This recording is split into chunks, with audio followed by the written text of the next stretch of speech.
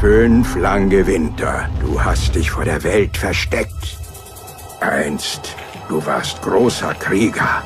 Ich mache wieder Krieger aus dir.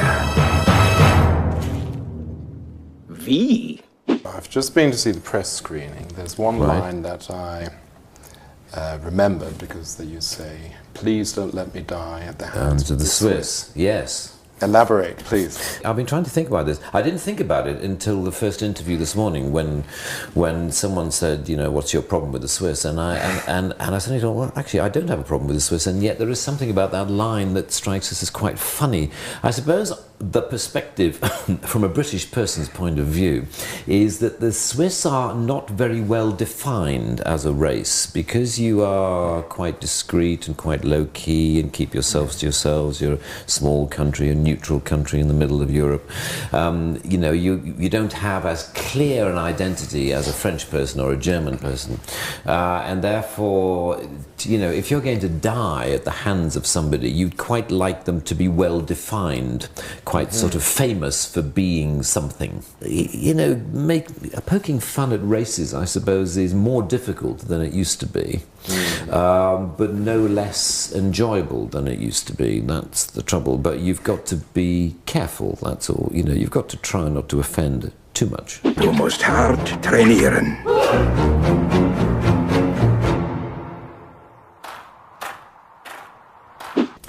This was actually a question that a reader gave us. Do you actually watch your own movies? No, I don't.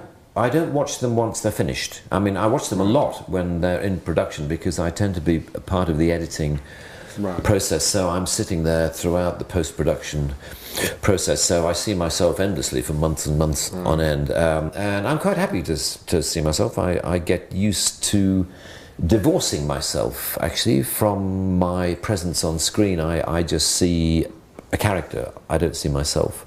I just, you know, I always refer to myself in the third person. Englisch. Keine Sorge. Sie können sich auf mich verlassen.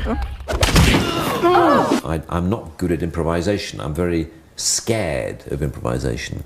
I try to do as little improvisation on the set as possible. I like it all worked out beforehand, and we work it out in the script meetings with the writer and the director. So we say, you know, it's going to be like this, and that's going to happen. But our director, Oliver Parker, thinks that actually I'm better at improvising than I think I am, and that I should do more of it. Schläger, Sir? Ich verstehe vielleicht nicht wie von Golftag, aber ich weiß, wie man einen Schläger hält. And of course, Johnny English has a rather impressive car in the new movie. Yes, I was. Last time it was an Aston Martin. What now a Rolls? Yeah, why change? Exactly. Well, I just felt the Aston Martin thing had been a bit overdone. I feel as I've seen, you know, because James Bond always used Aston Martin, which is good. It's a great car.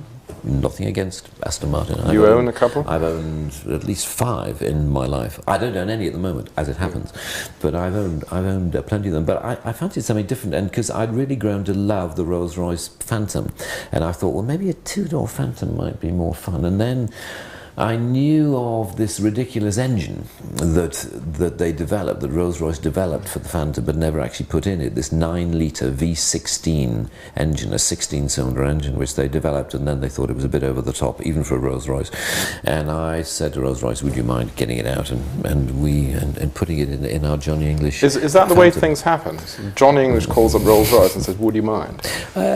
Ish, yes. yeah. Schurkenstaaten in Südostasien haben begonnen, heimlich Atomwaffen zu entwickeln. Unser wichtigstes Ziel ist es, China für uns zu gewinnen.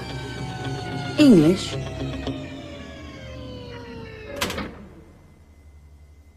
Geben Sie mir 24 Stunden.